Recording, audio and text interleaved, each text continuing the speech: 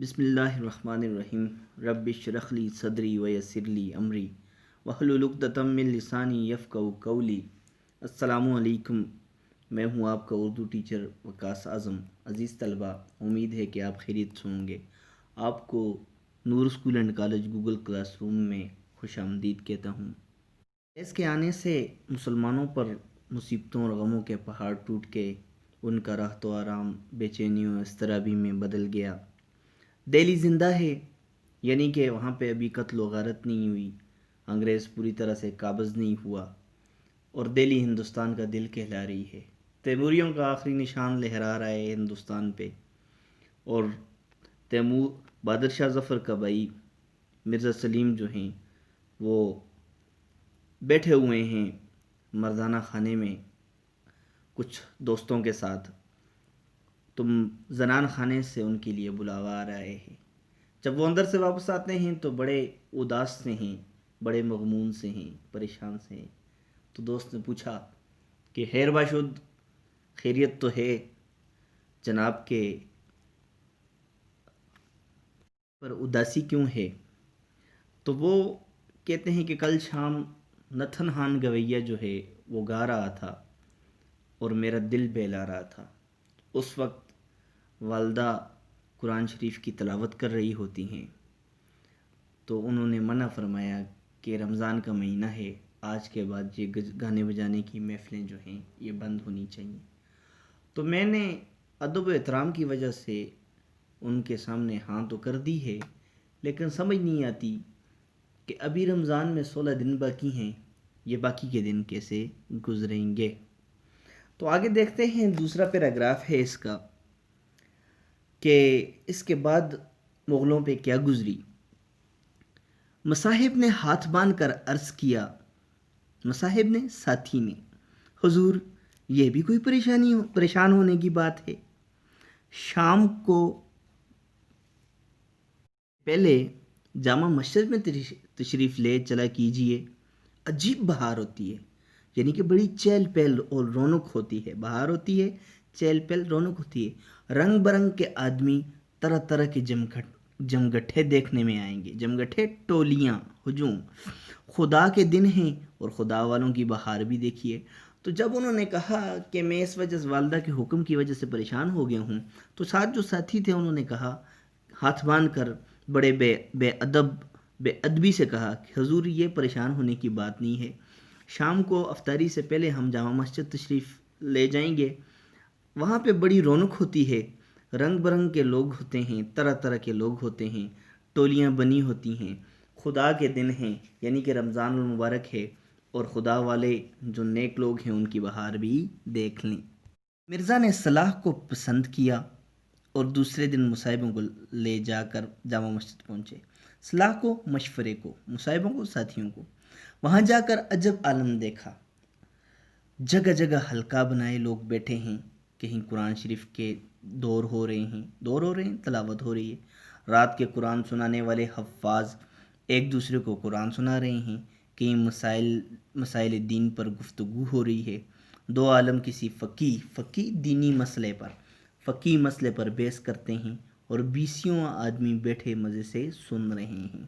کہتے ہیں کہ جب مرزا نے اس کے اس مشورے کو پسند کیا اور بہت سارے دوستوں کو لے کر مسجد پہنچ کے وہاں جا کر دیکھتے ہیں کہ عجیب سا سما ہے، جگہ جگہ سارے لوگ بیٹھے ہوئے ہیں، کہیں تلاوت ہو رہی ہے، کہیں ایک دوسرے کو قرآن سنایا جا رہا ہے، کہیں دین کے مسائل پر گفتگو ہو رہی ہے، اور کہیں دینی مسائل پر بحث ہو رہی ہے۔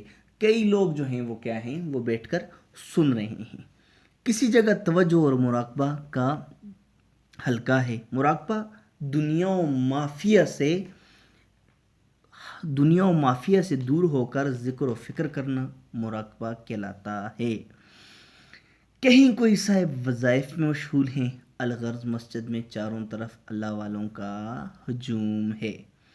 کہتا ہے کیا ہو رہا ہے جی مسجد میں، کیا ہو رہا ہے؟ کہتے ہیں مسجد میں جو ہے بیسیوں لوگ بیٹھے سے ان کی باتیں سن رہے ہیں، کہیں پہ توجہ سے سن رہے ہیں، اور کہیں پہ کچھ لوگ دنیا و مافیہ سے کٹ کر اللہ کے ذکر میں مشغول ہیں، کہیں لوگ جو ہیں وہ اپنے وظائف کر رہے ہیں۔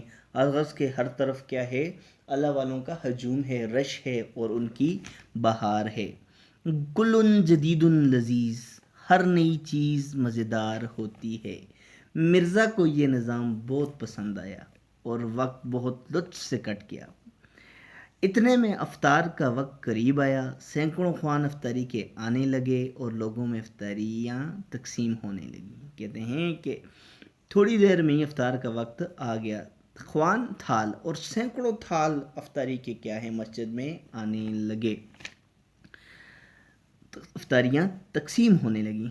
خاص محل سلطانی سے متعدد خوان، متعدد بہت سارے، محل سلطانی سے، شہی محل سے، مکلف چیزوں سے آراستہ، مکلف پرتکلف چیزوں سے، یعنی کہ دنیا کی ہر چیز ان خوانوں میں تھی، آراستہ، آراستہ سجی ہوئی، روزانہ جامع مسجد میں بھیجے جاتے تھے۔ اس کے علاوہ قلعہ کی تمام بیگمات اور شہر کے سب امراء، امیر کی جمع ہے امراء، امیر لوگ، علیحدہ افطاری کے ساتھ سامان بیچتے تھے، اس لیے ان خوانوں کی گنتی سینکڑوں تک پہنچ جاتی تھی اور مسجد میں ان کی عجیب آرائش ہو جاتی تھی، سج دج ہو جاتی تھی۔ تو کہتے ہیں ہر نئی چیز جو ہے وہ مزیدار ہوتی ہے۔ مرزا صاحب جو ہیں، کیا ہوا جی، مرزا صاحب کو یہ نظام بڑا پسند آیا اور ان کا یہ وقت بڑی لطف سے، سرور سے کٹنے لگا، گزرنے لگا۔ اتنے میں افطاری کا وقت قریب آ گیا اور بہت سارے تھال افطاری کے جو ہیں وہ مسجد کو آنے لگے اور افطاریاں تقسیم ہونے لگی۔ خاص طور پر شہی محل سے جو بہت سارے تھال آئے تھے افطاری کے، اور وہ مکلف چیزوں سے، پرتکلف چیزوں سے آراستہ تھے، سجے ہوئے تھے اور روزانہ جامع مسجد میں بھیجے جاتے تھے۔ اس کے علاوہ قلعے میں اور بھی بہت ساری بیگمات ہوتی تھیں جو مسجد میں افطاری بیچتی تھیں، اور شہر کے امیر لوگ بھی جو تھے وہ افطاری کا سامان بھیجا کرتے تھے۔ اس لیے جو تھال تھے، جو افطاریاں تھیں، وہ گننے میں نہیں آتی تھیں، ان کی تعداد سینکڑوں تک پہنچ جاتی تھی اور مسجد میں ان کی عجیب آرائش ہوتی تھی، سجدج ہوتی تھی کہ دل پر اس دینی چرچے شہرت اور شان و شوکت بڑھائی، عظمت و جلال، شان و شوکت نے بڑا اثر ڈالا اور اب وہ برابر روزانہ مسجد میں آنے لگے۔ گھروں میں وہ دیکھتے کہ سینکڑوں فقراء کو سحری اور اول شب کا کھانا روزانہ شہر کی خانقاہوں اور مسجدوں میں بھجوایا جاتا تھا۔ اس چہل پہل اور رونق کی وجہ سے مرزا پہ کیا اثر ہوا جی؟ مرزا صاحب جو ہیں اس دینی شہرت اور بڑائی کو دیکھتے ہوئے روزانہ مسجد میں آنے لگے اور وہ دیکھ رہے تھے کہ غریب لوگوں کے گھروں میں سینکڑوں کی تعداد میں سحری پہنچائی جا رہی ہے، افطاری پہنچائی جا رہی ہے، اور خانقاہوں اور مسجدوں میں بھی افطاری اور سحری بھجوائی جا رہی ہے۔ مرزا سلیم کے ایک بھانجے مرزا شاہ زور کم عمری کے سبب اکثر اپنے ماموں کی صحبت میں بے تکلف شریک ہوا کرتے تھے، صحبت میں، محفل میں بے تکلف بلا کسی جھجک کے شریک ہوا کرتے تھے۔ ان کا بیان ہے کہ ایک تو وہ وقت تھا اور ایک وہ وقت آیا کہ دلی زیر و زبر ہو گئی، تباہ و برباد ہو گئی، قلعہ برباد کر دیا گیا۔ قلعے سے مراد ہے جی لال قلعہ، دلی کا لال قلعہ، قلعہ برباد کر دیا گیا، ان کے گھر اکھڑ گئے، ان کی بیگمات ماما گیری کرنے کے لیے لوگوں کے گھروں میں ملازمت کرنے لگیں، اور مسلمانوں کی سب شان و شوکت تاراج ہو گئی، تباہ ہو گئی۔ اس کے بعد ایک دفعہ رمضان شریف کے مہینے میں جب مسجد جانے کا اتفاق ہوا، کیا دیکھتا ہوں کہ جگہ جگہ چولہے بنے ہوئے ہیں، سپاہی روٹیاں پکا رہے ہیں، گھوڑے کے دانے دلے جا رہے ہیں، گھوڑوں کے لیے دانے پیسے جا رہے ہیں، دلے جا رہے ہیں، پیسے جا رہے ہیں، گھاس کے انبار لگے ہوئے ہیں، اور شاہجہان کی خوبصورت اور بے مثل مسجد استبل نظر آ رہی ہے، جہاں گھوڑے باندھے جاتے ہیں۔ اور پھر جب مسجد واگزاشت ہو گئی اور سرکار نے اس کو مسلمانوں کے حوالے کر دیا تو رمضان ہی کے مہینے میں پھر جانا ہوا۔ کہتے ہیں کہ مرزا سلیم کا ایک بھانجا تھا مرزا شاہ زور، جو چھوٹی عمر میں اپنے ماموں کی صحبت میں بیٹھا کرتا تھا، محفل میں بیٹھا کرتا تھا۔ ان کا ایک بیان جو سامنے آیا، ایک تو وہ وقت تھا کہ جب کہتے ہیں کہ مسجد میں اتنی رونق تھی، اتنی چہل پہل تھی، اور ایک وہ وقت ہے کہ دہلی جو ہے وہ زیر و زبر ہو گئی، تباہ و برباد ہو گئی، انگریز نے وہاں پہ حکومت شروع کر دی، انگریز نے قتل و غارت شروع کر دی، سب کے گھر اکھڑ گئے، تباہ ہو گئے، ان کی جو بیگمات تھیں جو شہزادیاں تھیں وہ لوگوں کے گھروں میں ملازمت کرنے لگیں، اور جتنی بھی جلال تھا، جتنی بھی شان و شوکت تھی، وہ ساری کیا ہو گئی؟ تباہ و برباد ہو گئی۔ اس کے بعد وہ کہتا ہے کہ ایک دفعہ رمضان کے مہینے میں دوبارہ مسجد میں جانے کا اتفاق ہوا۔ اب مغلوں کی حکومت نہیں تھی، حکومت جو تھی وہ انگریزوں کی تھی۔ دیکھتا ہوں کہ جگہ جگہ چولہے بنے ہوئے ہیں مسجد میں، اور سپاہی جو ہیں وہ روٹیاں پکا رہے ہیں، گھوڑوں کے لیے دانے پیسے جا رہے ہیں، اور کیا کہتے ہیں کہ گھاس کے انبار لگے ہوئے ہیں۔ شاہ جہاں نے جو مسجد بنائی تھی، دہلی کی شاہی مسجد، وہ جو ہے استبل نظر آ رہی ہے جہاں پہ گھوڑے باندھے جا رہے ہیں۔ اور پھر جب مسجد واگزاشت ہوئی، چھڑا دی گئی، آزاد کر دی گئی، تو کہتا ہے کہ مسلمانوں کے حوالے کرنے کے بعد پھر ایک دفعہ جب میں گیا وہاں پہ مسجد میں گیا، تو دیکھتے ہیں کہ آگے کیا ہوتا ہے کہ چند مسلمان میلے کچلے پیوند لگے کپڑے پہنے بیٹھے ہوئے ہیں۔ میلے کچلے پیوند لگے یعنی کہ پھٹے پرانے کپڑے پہنے ہوئے بیٹھے ہوئے ہیں، دو چار قرآن شریف کا دور کر رہے ہیں، تلاوت کر رہے ہیں، اور کچھ اسی پریشان حالی میں بیٹھے وظیفہ پڑھ رہے ہیں۔ پریشان اس لیے ہیں کہ انگریز جو ہے اس نے قتل و غارت شروع کر دیے، دلی کو زیر و زبر کر دیا ہے۔ افطاری کے وقت چند آدمیوں نے کھجوریں اور دال اور سویاں دال سیو بانٹ دیے، کسی نے ترکاری کے قتلے تقسیم کر دیے، ہاں تھوڑا تھوڑا سالن، تھوڑے تھوڑے ٹکڑے۔ نہ وہ اگلا سا سما، نہ وہ اگلی سی چیل پیل رونق، نہ وہ پہلے کی سی شان و شوکت۔ یہ معلوم ہوتا تھا کہ بیچارے فلک کے مارے قسمت کے مارے چند لوگ جمع ہو گئے ہیں۔ اس کے بعد آج کل کا زمانہ بھی دیکھا، جب کہ مسلمان چاروں طرف سے دب گئے ہیں، محکوم ہو گئے ہیں، زیر ہو گئے ہیں، زیر عتاب آ گئے ہیں۔ انگریزی تعلیم یافتہ مسلمان مسجد میں نظر ہی کم آتے ہیں، غریب غربا آئے تو ان سے رونق کیا خاک ہو سکتی ہے۔ پھر بھی غنیمت ہے کہ مسجد آباد ہے، پھر بھی اللہ کا شکر ہے کہ مسجد آباد ہے۔ کہتا ہے کہ جب دوبارہ میں مسجد میں آیا، کیا ہوا جی؟ مسجد کے کیا حالات تھے؟ جب میں دوبارہ آیا، مسجد کے یہ حالات ہیں کہ چند مسلمان میلے کچیلے پھٹے پرانے کپڑے پہنے ہوئے بیٹھے ہوئے ہیں، دو چار تلاوت کر رہے ہیں، اور پریشان ہیں، دکھ میں ہیں کہ بھائی اب انگریز کا دور ہے اور مسجد کا برا حال کیا ہوا ہے۔ افطاری کے وقت چند لوگوں نے کھجوریں اور دال سویاں بانٹ دی ہیں۔ بس وہ پہلے جہاں پہ سینکڑوں کے حساب سے تھال آتے تھے، خوان آتے تھے افطاری کے، اب وہاں پہ بس کھجوریں اور سویاں بانٹ دی گئی ہیں۔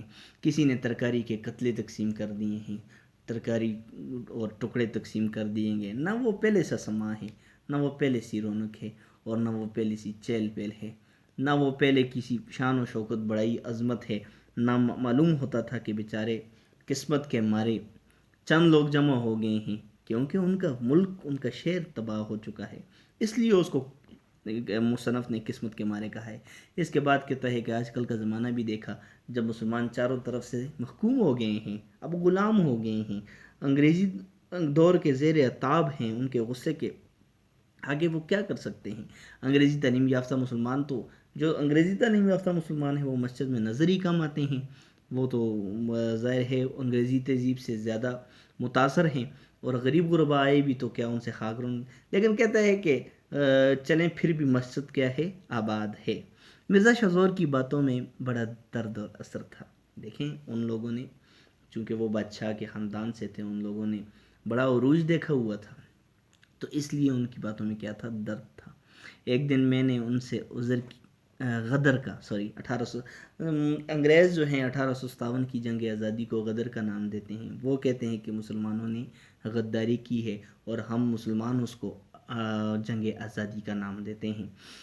غدر کا قصہ اور تباہی کا فسانہ سننا چاہا، آنکھوں میں آنسو بھر لائے، اس کے بیان کرنے میں عذر و مجبوری ظاہر کرنے لگے، لیکن جب میں نے زیادہ اصرار کیا تو اپنی دردناک کہانی اس طرح سنائی۔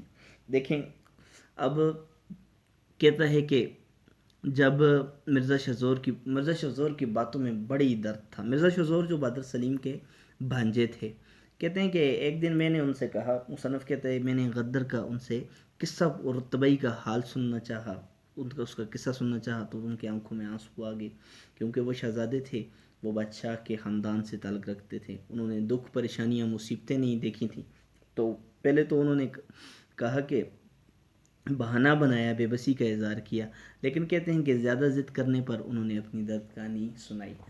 عزیز طلبہ، دیکھیں وہ کہتے ہیں کہ پہلے مسجد میں بڑی رونق ہوا کرتی تھی، شہر کے امراء، قلعے کی بیگمات اور محل شاہی قلعے سے کئی خوان آتے تھے مسجد میں، اور مسجد بھری ہوئی تھی، چہل پہل تھی، رونق تھی۔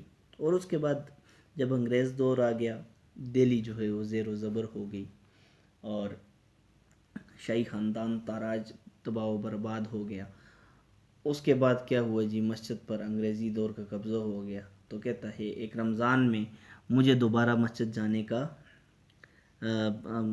موقع ملا، دیکھا کہ وہاں پہ چولہے بنے ہوئے ہیں، دانے گھوڑوں کے لیے دانے ڈلے جا رہے ہیں، وہاں پہ گھاس کے انبار لگے ہوئے ہیں۔